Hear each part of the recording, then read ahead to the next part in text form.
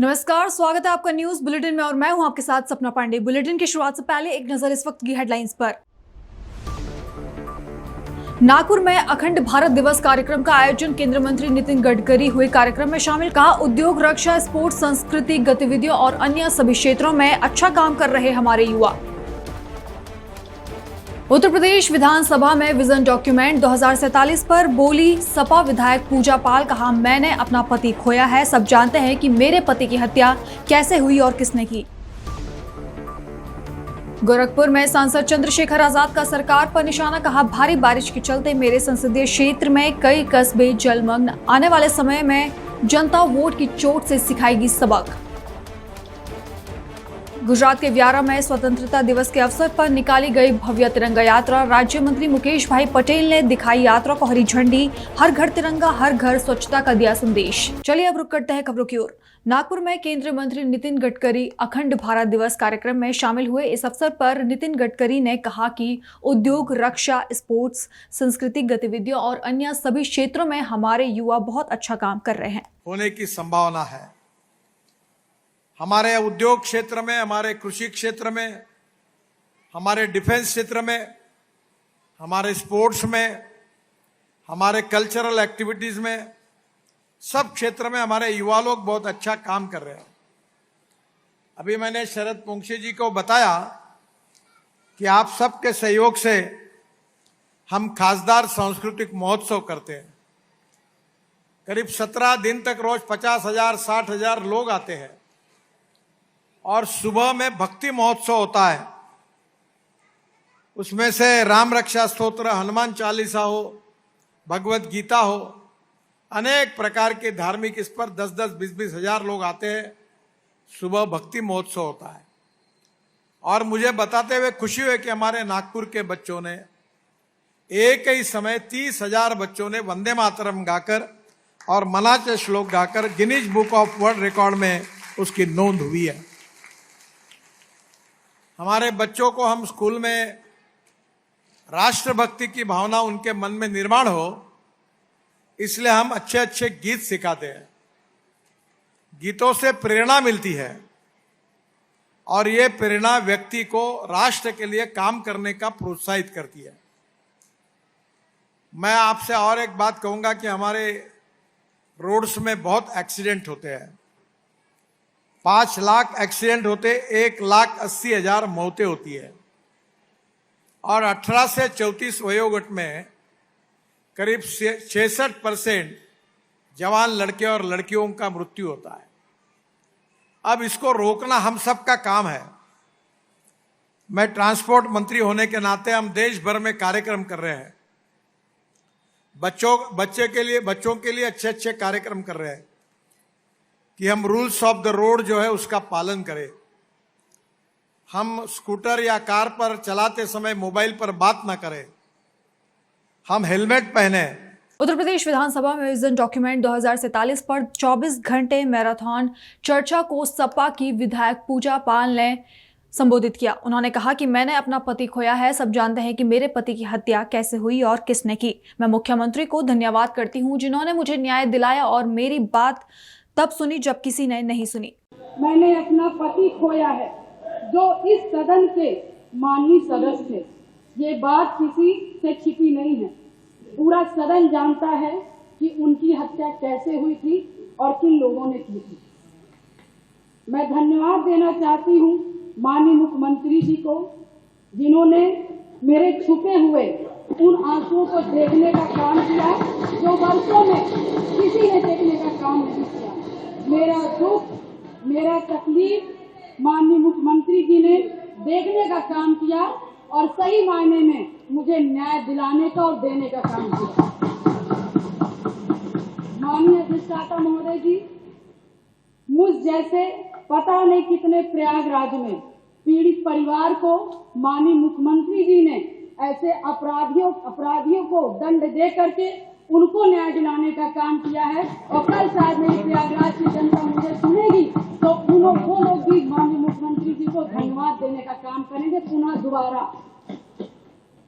और माननीय अध्यक्ष जी, मेरे जैसे पता नहीं कितने महिलाओं की सिंदूर को मिटाया गया, पता नहीं कितने माताओं की गोदी सूनी कर दी गई। मैं धन्यवाद देना चाहती हूँ ऐसे मुख्यमंत्री जी का, जिन्होंने जीरो टॉलरेंस ला करके, पॉलिसी को ला करके, अपना करके अपराध और माफिया अतीक अहमद जैसे अपराधियों को मट्टी में मिलाने का काम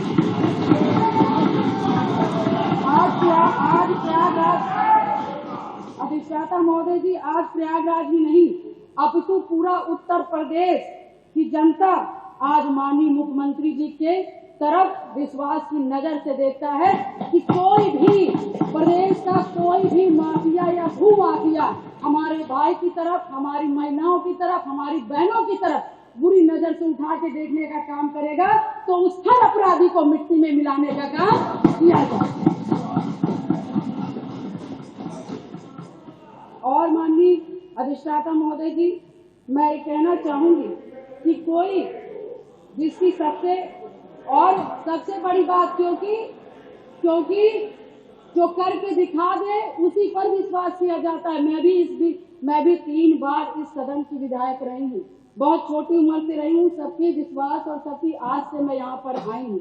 उसी आशा और विश्वास को जब भी मुझे किसी ने दिलाया है तो मैं उसके साथ खड़ी रही हूँ। मैं कहना चाहूंगी कि इसकी सबसे बड़ी नजीर प्रयागराज में आपने हत्याकांड में देखा होगा, जिस तरह से जिसमें मेरे पति की हत्या हुई थी और जिस घटना को पूरा प्रदेश जानता है। मैं माननीय मुख्यमंत्री जी के आने के बाद मुझे न्याय मिला। मेरे पति के हत्यारे अतीक अहमद को माननीय मुख्यमंत्री जी ने मिट्टी में मिलाने का काम किया।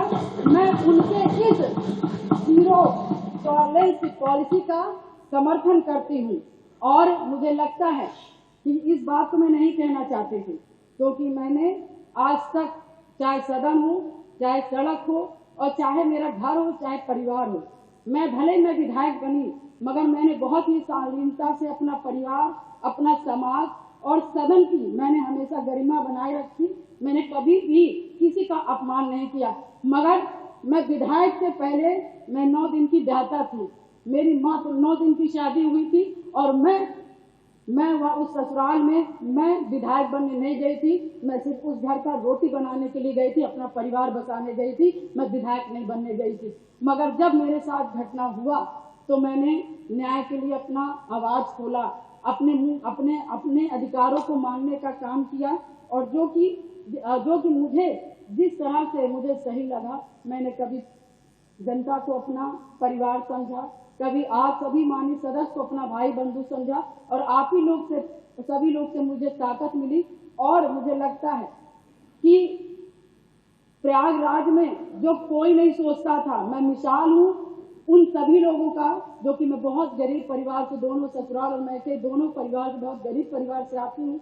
न मेरे पास पैसा था, न गाड़ी था, न व्यवस्थाएं थी, न घर में कोई एक आदमी था। मगर धन्य शहर पश्चिमी की जनता ने जिससे मुझे विश्वास करके मुझे चुनाव लड़ने का काम किया और अपने पैसे से चुनाव लड़ने का काम किया और उन्होंने लड़वाने का काम उसी आस्था विश्वास के साथ सन 2005 से मैं कमर कस के, मैंने शायद अपनी नहीं कि अपने पति की, मुझे तो पता ही नहीं था कि कौन क्या है, मगर मैंने जब जाना कि इससे कोई लड़ने के लिए तैयार नहीं है अतीक ऐसे माफियाओं से, तो मैंने लड़ने की ठानी। क्योंकि मुझे बस एक चीज लगा कि आज मैं डर जाऊंगी, जिसके पति की सारेआम हत्या कर दी गई और उसकी डेड बॉडी नहीं दी गई। ऐसे पता नहीं कैसे नॉर्मल इंसान, जो छोटे छोटे समाज के लोग होंगे, पता नहीं 1000 राजूपाल जी की हत्याएं हो जाएंगी और हम जैसी लड़कियां गूंगी बहरी घर में बैठ जाएंगी। अधिष्ठाता महोदय, मैंने उनकी आवाज मैं सुन करके और मैं अपने लिए लड़ाई नहीं की, पूरे शहर पश्चिमी और पूरे प्रयागराज और पूरे उत्तर प्रदेश की जनता के लिए लड़ने का काम की।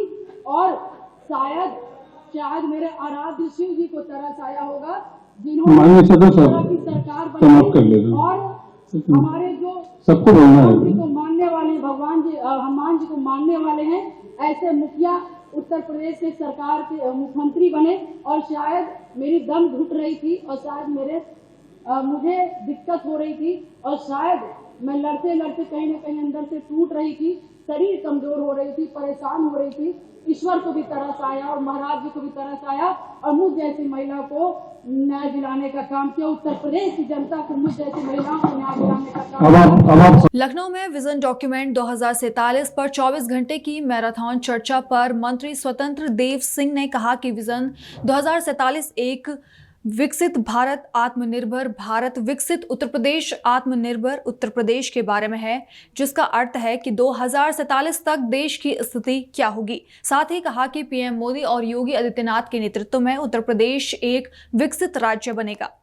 विजन 2047 विकसित भारत, आत्मनिर्भर भारत, विकसित उत्तर प्रदेश, आत्मनिर्भर उत्तर प्रदेश, यानी 2047 तक देश की क्या स्थिति रहेगी।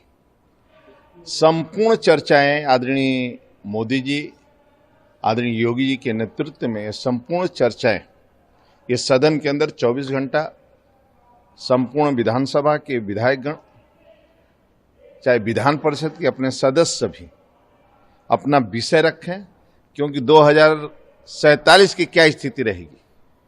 यानी उस समय जो हमें दिखाई देता है लगभग 25 करोड़ की आबादी है, 2047 तक आते आते लगभग 1.5 गुना आबादी रहेगी।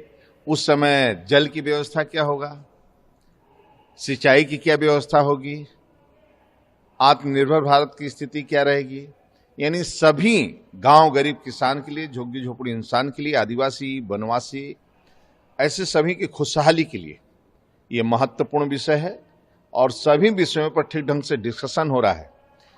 और आदरणीय मोदी जी, आदरणीय योगी जी के नेतृत्व में ही उत्तर प्रदेश विकसित राज्य बनेगा। और आज भी आप देख रहे हैं पिछले 8 वर्षों में कानून का राज है।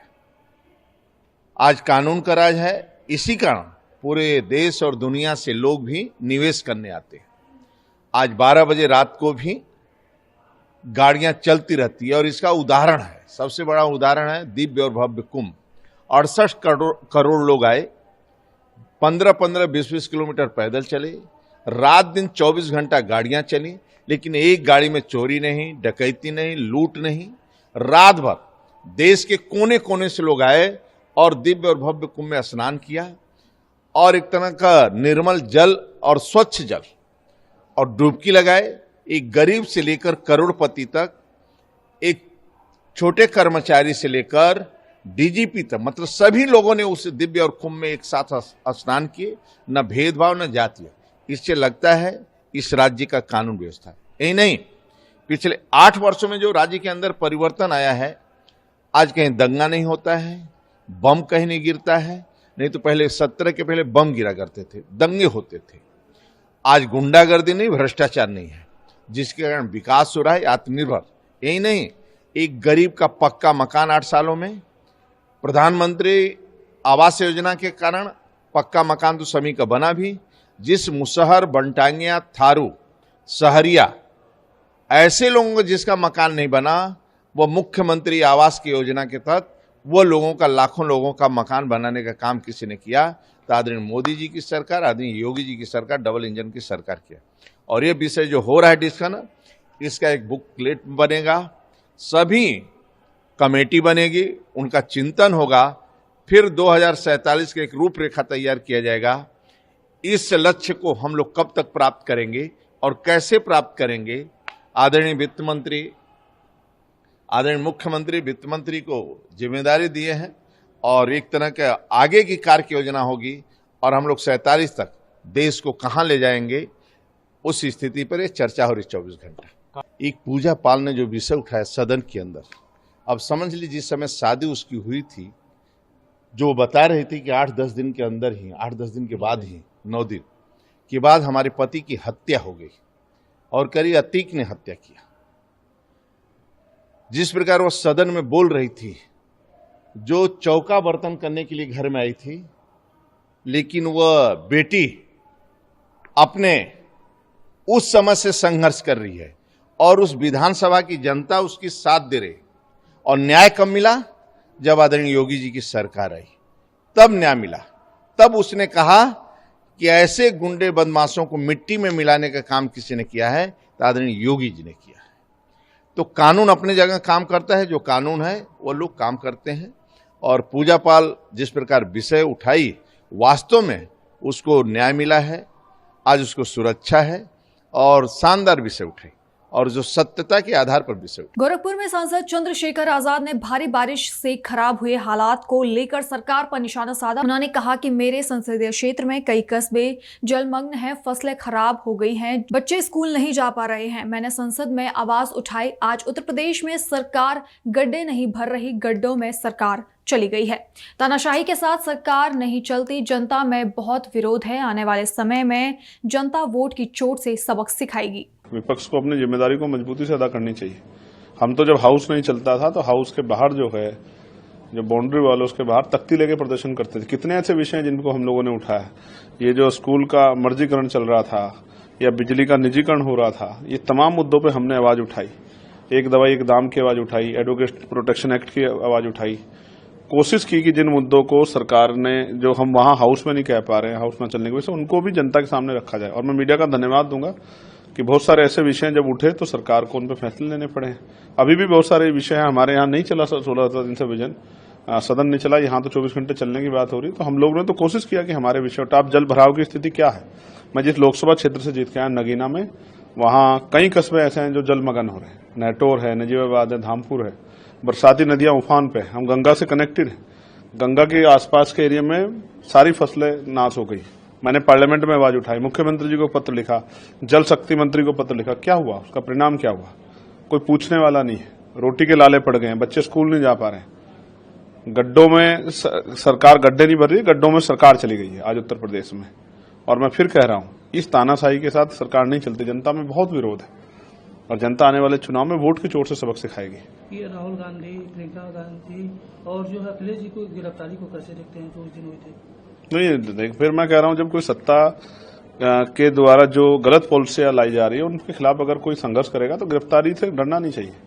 हम लोग तो जेल में रहे और अभी भी हम लोग जेल जाने के तैयार हैं, लेकिन अपने लोगों के हक की लड़ाई। अब किसान की क्या हाल है, आपने देखा डीएपी पे क्या हाल है, यूरिया के किस तरह से, यूरिया पे जो है कई घंटे इंतजार करना पड़ा। सरकार की क्या जिम्मेदारी है कि वो सबको जो है सुविधाएं दे, तो सुविधाएं कहाँ मिल रही है। बिजली कटौती की बात करें तो मैंने यही अखबार में पढ़ा कि 16-16 घंटे कटौती यही हो रही है। तो उत्तर प्रदेश में नया कुछ नहीं हुआ है, पुराने जो चीजें हुई हुई हैं उसी को जो है, उसी पे जो है लीपा पोती करके, डेंट पेंट करके अपने नाम करके चला जा रहा उत्तर प्रदेश को। ये 2027 के चुनाव को लेकर आपकी क्या तैयारी है? देखिए, चुनाव की तैयारी मजबूत है, लेकिन उत्तर प्रदेश में पार्टी जो है अभी 30 से पंचायत चुनाव में लगी हुई है कि ग्रामीण क्षेत्रों तक, जहाँ बहुजन समाज बहुसंख्यक रूप से रहता है, वहां तक बात जाए, उनको जो है वोट की ताकत को समझा जाए। और आज पार्टी ने ऐतिहासिक निर्णय लिया है कि हम लोग 1,62,000 से ज्यादा जो बूथ हैं उत्तर प्रदेश के, हर बूथ पे कम से कम 4 वोटर वॉरियर को जिम्मेदारी देंगे, वोट रक्षक तैयार करेंगे। उनके जरिए वोट की वैल्यू उस बूथ के लोगों को समझाना और वोट को किस तरह से जो है, वोट की चोरी ना हो, वोट कटे ना, गलत वोट वहां बढ़े ना, उसको पूरे को नियंत्रण करना और उसको पोलिंग बूथ तक ले जाने की जिम्मेदारी उन 4 कार्यकर्ताओं पर रहेगी। और ऐसे जैसे जब ये घोषणा की गई तो लाखों कार्यकर्ताओं के मन में उत्साह पैदा हुआ कि हमें अपनी पार्टी की सेवा करने का, लोकतंत्र बचाने का मौका मिलेगा। तो ये जो फॉर्मूला हम लोग वोट रक्षक का लेके आए हैं, वोट वॉरियर का लेके आए हैं, ये फॉर्मूला उत्तर प्रदेश में बहुत बड़ा बदलाव जो है आजाद समाज पार्टी पक्ष में करेगा। गुजरात के व्यारा में स्वतंत्रता दिवस के अवसर पर भव्य तिरंगा यात्रा निकाली गई, जहां तिरंगा यात्रा में तापी वासियों का उत्साह और अभूतपूर्व जोश देखने को मिला। इस मौके पर राज्य मंत्री मुकेश भाई पटेल सहित गणमान्य व्यक्तियों ने उनाई नाका से तिरंगा यात्रा को हरी झंडी दिखाकर रवाना किया। इस यात्रा के माध्यम से तापी वासियों और देशवासियों को हर घर तिरंगा, हर घर स्वच्छता, स्वच्छता का उत्सव, स्वच्छता में स्वच्छता के संग का संदेश दिया गया, जिसमें देशभक्ति और राष्ट्रीय गौरव की भावना व्यक्त की गई। मध्य प्रदेश के सागर जिले में विधानसभा क्षेत्र नरियावली नगर परिषद मकरोनिया में विशाल तिरंगा यात्रा का आयोजन किया गया, जहां सांसद लता वानखेड़े और विधायक प्रदीप लारिया के नेतृत्व में तिरंगा यात्रा निकाली गई। इस विशाल तिरंगा यात्रा में स्कूल के बच्चे, शिक्षक, पार्षद अध्यक्ष सभी ने बढ़ चढ़कर हिस्सा लिया, जिसके बाद से सारा माहौल देशभक्ति के रंग में रंग गया। मध्य प्रदेश के सागर जिले के रहली विधानसभा में 15 अगस्त के अवसर पर विशाल तिरंगा यात्रा निकाली गई, जिसमें पंडित गोपाल भार्गव और नगर पालिका अध्यक्ष देवराज सोनी ने यात्रा का नेतृत्व किया। इस यात्रा में गणमान्य लोगों के साथ साथ बीजेपी के समस्त जनप्रतिनिधि पदाधिकारियों ने भी यात्रा में भाग लिया। पंजाब के लुधियाना में 15 अगस्त को लेकर जीआरपी पुलिस और लुधियाना शहर की पुलिस ने रेलवे स्टेशन पर एक चेकिंग अभियान चलाया। साथ ही सभी व्यक्तियों की तलाशी ली गई। श्री स्वपन शर्मा जी के दिशा निर्देश अनुसार ਜਿਹੜਾ ਅਸੀਂ 15 ਅਗਸਤ ਨੂੰ ਲੈ ਕੇ ਜਿਹੜੀ ਹੈ ਸਾਡੀ ਅਸੀਂ ਰੇਲਵੇ ਸਟੇਸ਼ਨ ਤੇ ਜਿਹੜੀ ਚੈਕਿੰਗ ਕਰ ਰਹੇ ਹਾਂ। ਜਿਹੜੀ ਇਸ ਤੋਂ ਇਲਾਵਾ ਵੀ ਜਿਹੜੇ ਹੋਰ ਭੀੜ ਭਾੜ ਵਾਲੇ ਆਪਾਂ ਕਹਿ ਸਕਦੇ ਇਲਾਕੇ ਹੈਗੇ, ਬਾਜ਼ਾਰ ਹੈਗੇ, ਉੱਥੇ ਵੀ ਜਿਹੜੀ ਸਾਡੀ ਇਹ ਚੈਕਿੰਗ ਜਿਹੜੀ ਹੈ ਚੱਲ ਰਹੀ ਹੈ।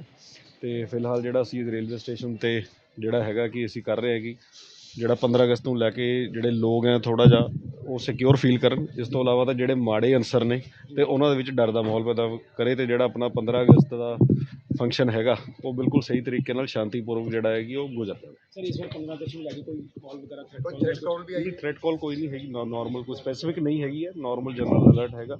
ਤੇ ਉਹਦੇ ਬੰਦੇ ਨਜ਼ਰ ਅਸੀਂ ਹਰ ਸਾਲ ਜਿਵੇਂ ਕਰਦੇ ਹੀ ਹਾਂ 15 ਅਗਸਤ ਨੂੰ ਵੀ 26 ਜਨਵਰੀ ਨੂੰ, ਤੇ ਜਿਹੜੀ ਇਹ ਰੂਟੀਨ ਉਹ ਹੈਗੀ ਹੈ। ਸਰ ਕਿਹਾ ਜਾ ਰਿਹਾ ਕਿ ਖੁਫੀਆ ਏਜੰਸੀਆਂ ਵੱਲੋਂ ਥ੍ਰੈਟ ਕਾਲ ਦੀ ਜਿਹੜੀ ਸੂਚਨਾ ਹੈ ਉਹ ਸਥਾਨੀ ਪੁਲਿਸ ਨੂੰ ਦਿੱਤੀ ਗਈ ਹੈ। ਮੈਂ ਤਾਂ ਉਹੀ ਕਹਿ ਰਿਹਾ ਕਿ ਕੋਈ ਸਪੈਸੀਫਿਕ ਨਹੀਂ ਹੈਗੀ ਹੈ ਕਿ ਇਹ ਓਵਰਆਲ ਜਿਹੜਾ ਹੈਗਾ ਜਨਰਲ ਹੈਗਾ ਪਰ ਆਲ ਓਵਰ ਇੰਡੀਆ, ਜਿਵੇਂ ਸੈਂਟਰਲ ਏਜੰਸੀਜ਼ ਤੋਂ ਵੀ ਆਉਂਦਾ, ਸਾਡੀ ਸਟੇਟ ਏਜੰਸੀਜ਼ ਤੋਂ ਵੀ ਹੈਗਾ ਤੇ ਉਹਦੇ ਵਿੱਚ ਅਸੀਂ ਉਹਦੇ ਵਿੱਚ ਕੋਈ ਸਪੈਸੀਫਿਕ ਨਹੀਂ, ਕੋਈ ਸਪੈਸੀਫਿਕ ਕੁਝ ਨਹੀਂ ਹੈਗਾ ਤੇ ਲੇਕਿਨ ਅਸੀਂ ਇਕੱਲੇ ਰੇਲਵੇ ਸਟੇਸ਼ਨ, ਬੱਸ ਸਟੈਂਡ, ਹੋਰ ਇਸ ਤੋਂ ਇੰਪੋਰਟੈਂਟ ਜਿਹੜੀਆਂ ਗਵਰਨਮੈਂਟ ਇੰਸਟਾਲੇਸ਼ਨਸ ਹੁੰਦੀਆਂ ਨੇ, ਭੀੜ ਭਰੇ ਬਾਜ਼ਾਰ ਹੁੰਦੇ ਨੇ, ਉਹ ਸਾਰਿਆਂ ਦੀ ਜਿਹੜੀ ਅਸੀਂ ਚੈਕਿੰਗ ਜਿਹੜਾ ਉਹ ਕਰ ਰਹੇ ਹਾਂ। ਸਰ ਰੂਟੀਨ ਸੇ ਚੈਕਿੰਗ ਕਰ ਰਹੇ ਹੋ ਜਿਹੜਾ ਕੋਈ ਦੇਖੋ ਇੰਪੋਰਟੈਂਟ ਫੰਕਸ਼ਨ ਹੁੰਦਾ 15 ਅਗਸਤ ਦਾ ਇੰਡੀਪੈਂਡੈਂਸ ਡੇ ਹੈ, ਆਪਣੇ ਲਈ ਦੇਸ਼ ਲਈ ਬਹੁਤ ਵੱਡਾ ਦਿਵਸ ਹੁੰਦਾ, ਤਾਂ ਉਹਦੇ ਵਿੱਚ ਥੋੜ੍ਹਾ ਜਿਹਾ ਸਾਨੂੰ ਹੁੰਦਾ ਕਿ ਐਕਸਟਰਾ ਅਲਰਟ ਜਿਹੜਾ ਹੈਗਾ ਕਿ ਉਹ ਰਹੀਏ ਤਾਂ ਕਿ ਜਿਹੜੇ ਆਪਾਂ ਕਹਿੰਦੇ ਕਿ ਆਪਣੇ ਦੁਸ਼ਮਣ ਹੈ ਜਾਂ ਗਲਤ ਜਿਹੜੇ ਲੋਕ ਹੈਗੇ ਨੇ ਉਹਨਾਂ ਨੂੰ ਜਿਹੜਾ ਕਿ ਉਹਨਾਂ ਦੀ ਜਿਹੜੀ ਕੋਈ ਕਰਨਾ ਚਾਹੁੰਦੇ ਨੇ ਤਾਂ ਉਹਨਾਂ 'ਤੇ ਕਾਬੂ ਕੀਤਾ ਜਾਵੇ। ਇਹ ਜਿਹੜਾ ਅੱਜ ਹੈਗਾ ਅਸੀਂ ਸੈਂਟਰਲ ਸਬ ਡਿਵੀਜ਼ਨ ਦੇ ਜਿਹੜੇ 4 ਪੁਲਿਸ ਸਟੇਸ਼ਨ ਨੇ ਉਹਨਾਂ ਦੀ ਫੋਰਸ ਨਾਲ ਅਸੀਂ ਚੈਕਿੰਗ ਕਰ ਰਹੇ। ਜੀਆਰਪੀ ਵਾਲੇ ਵੀ ਨਾਲ ਬਿਲਕੁਲ ਜੀਆਰਪੀ ਜਿਹੜਾ ਉਹ ਸਾਡੇ ਨਾਲ। ਸਰ ਸਪੈਸ਼ਲ ਟੀਮਸ ਵੀ ਕੋਈ ਗਠਿਤ ਕੀਤੀ ਗਈ ਹੈ ਜਿਹੜੀ ਕਿ ਚੈਕਿੰਗ ਦੇ ਦੌਰਾਨ ਰਹਿੰਦੀਆਂ? ਬਿਲਕੁਲ ਸਾਨੂੰ ਜਿਹੜੀ ਐਕਸਟਰਾ ਫੋਰਸ ਵੀ ਮਿਲੀ, ਸਾਨੂੰ ਡੀਜੀਪੀ ਸਾਹਿਬ ਵੱਲੋਂ ਐਕਸਟਰਾ ਫੋਰਸ ਮਿਲੀ ਹੈ, ਤਾਂ ਉਹ ਸਾਡੇ ਕੋਲ ਫੋਰਸ ਹੈਗੀ ਆ, ਤਾਂ ਸਪੈਸ਼ਲ ਟੀਮਸ ਜਿਹੜੀਆਂ ਉਹ ਬਣਾਈਆਂ ਗਈਆਂ ਨੇ ਤੇ ਹਰ ਥਾਣੇ ਦੀ ਜਿਹੜੀ ਹੈਗੀ ਇੱਕ ਟੀਮ ਜਿਹੜੀ ਹੈ ਐਕਸਟਰਾ ਫੋਰਸ ਦੀ ਬਣਾਈ ਹੈ, ਤੇ ਜਿਹੜੀ ਇੱਕ ਅੱਡ ਹੈਗੀ ਤਾਂ ਹਰ ਥਾਣੇ ਤੁਸੀਂ ਕਹਿ ਸਕਦੇ ਹੋ ਕਿ 2-2 ਟੀਮਾਂ ਜਿਹੜੀਆਂ ਹੈਗੀਆਂ ਨੇ। ਇਸ ਤੋਂ ਇਲਾਵਾ ਜਿਹੜੀ ਟ੍ਰੈਫਿਕ ਹੈ ਉਹ ਹੈਗੀ QRT ਸਾਡੀ ਅੱਡ ਚੱਲ ਰਹੀ ਹੈ, ਉਹ ਤਾਂ ਟੀਮਾਂ ਜਿਹੜੀਆਂ ਸਾਰੀਆਂ ਕੰਮ ਕਰ ਰਹੀਆਂ। ਸਰ ਲੁਧਿਆਣਾ ਵਾਸੀਆਂ ਨੂੰ ਕੀ ਕਹਿਣਾ, ਕਿਉਂਕਿ ਵੱਡੀ ਪੁਲਿਸ ਵੱਲ ਦੇਖ ਕੇ ਕਿਤੇ ਨਾ ਕਿਤੇ ਪੈਨਿਕ ਹੋ ਜਾਂਦੇ ਲੋਕ। ਨਹੀਂ, ਪੈਨਿਕ ਹੋਣ ਦੀ ਗੱਲ ਨਹੀਂ ਹੈਗੀ ਕਿ ਅਸੀਂ ਉਹਨਾਂ ਦੀ ਸੁਰੱਖਿਆ ਲਈ ਹੈਗਾ ਇਹ, ਤੇ ਸਾਨੂੰ ਇਹ ਹੈ ਕਿ ਲੋਕਾਂ ਨੂੰ ਅਪੀਲ ਇਹ ਹੈ ਕਿ ਜਿੱਥੇ ਕੋਈ ਸ਼ੱਕੀ ਬੰਦਾ ਜਾਂ ਸ਼ੱਕੀ ਵਸਤੂ ਦਿਸਦੀ ਹੈ तो उन्हें इमीडिएटली इन्फॉर्मेशन जी पुलिस को दी जाए। देश और दुनिया की बाकी तमाम खबरें देखने के लिए बने रहिए पल्स 24 न्यूज के साथ। नमस्कार।